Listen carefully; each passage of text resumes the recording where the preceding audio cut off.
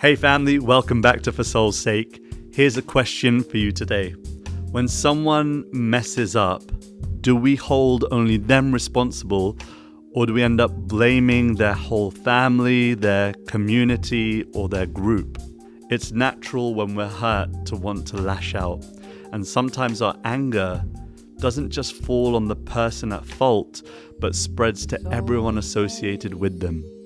But is that fair? For soul's sake, for soul's sake. The Śrīmad Bhāgavatam gives us many stories that help us reflect on this. For example, King Dhruva. His younger brother was killed by a yaksha. Overcome with grief and anger, Dhruva set out to punish all of the yakshas, not just the culprit but the entire race. His grandfather, Swayambhuva Manu, had to step in. He told Dhruva, "My dear child, excessive anger is the path of ignorance. For the fault of one yaksha, you are killing many."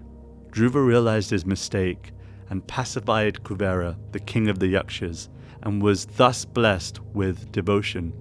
We can also look at the story of Daksha and Lord Shiva.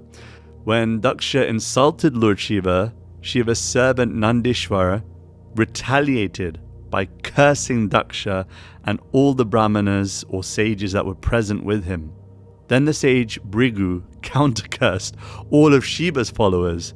What began as one man's pride spiraled into an exchange of curses that dragged entire communities into conflict.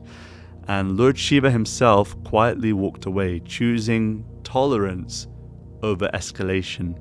In contrast, consider King Parikshit. Tired and thirsty, he once disrespected a sage in a moment of weakness. The sage's son cursed Parikshit to die in 7 days. But instead of blaming the entire Brahmana community for one boy's mistake, Parikshit accepted the curse as his own responsibility. He turned it into an opportunity to hear the Bhagavatam and perfect his life.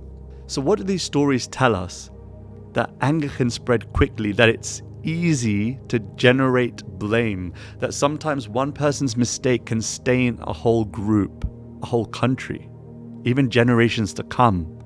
But Bhakti wisdom calls us to pause, to respond with balance, not overreaction.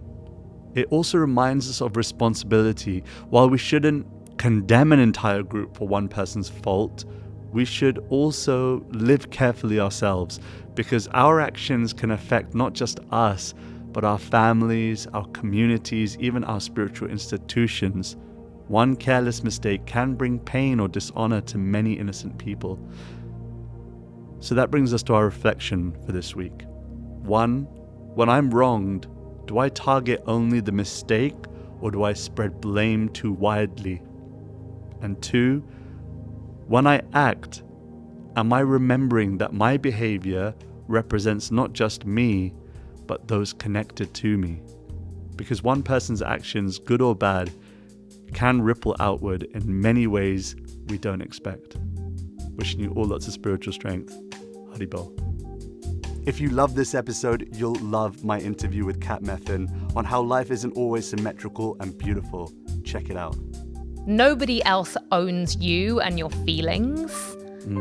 So you get to decide ultimately. And obviously, like I said, we were talking then about like how you feel, but you do get to make that decision. Yeah. You get to choose how, even if someone says something really horrible to you, or you read something horrible, or you see something that you compare yourself against, you do get to make that choice, however hard that is. And I think growing up,